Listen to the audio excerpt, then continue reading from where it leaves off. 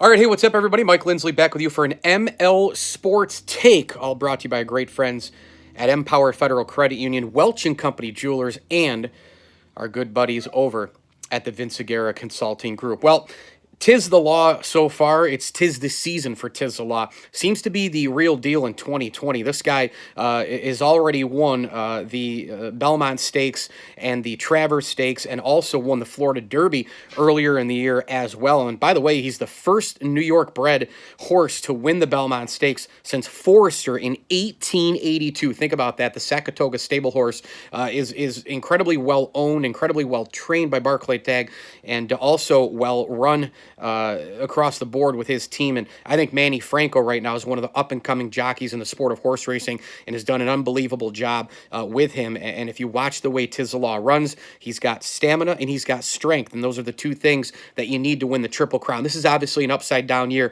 in 2020, as is with the pandemic and all the rest. And so we have the Kentucky Derby approaching right now. We have the Belmont that already happened, and the Preakness coming up as well. Kind of an indirect deal, and they chopped off a little bit of the length of the Belmont. But to me, if Tiz the Law wins the Triple Crown under these circumstances, so be it. I mean, they've chopped lengths off before in regular scheduled races and Triple Crown schedules, and I just don't think it would be that big of a deal. In fact, I think it might even be arguably more impressive to win the Triple Crown this year, considering all the unbalanced training, the schedules, not knowing where you're going, how you're going to do it, how long you're going to be in Saratoga. You think about this, Labor Day is the last day of the Saratoga races. Tiz the Law, has been up there training early in the morning and throughout the day, and relaxing and eating and getting groomed and all the rest. And all of a sudden it's going to be like, oh, hey, by the way, it's September. We've got to send you to the Kentucky Derby. I mean, think about how crazy the thought of that is, when the first week of May in the Run for the Roses is always the Churchill Downs Kentucky Derby scheduling. So everything is wacky right now. Trainers and owners alike have had a lot of trouble trying to figure out what to do. But in this particular situation, I think it's going to be for Barclay Tagg and Company actually going to really work out, because he's already got a ton of confidence. They've had him on a very, very regular schedule, according to sources who have told me what has gone on out there at Saratoga.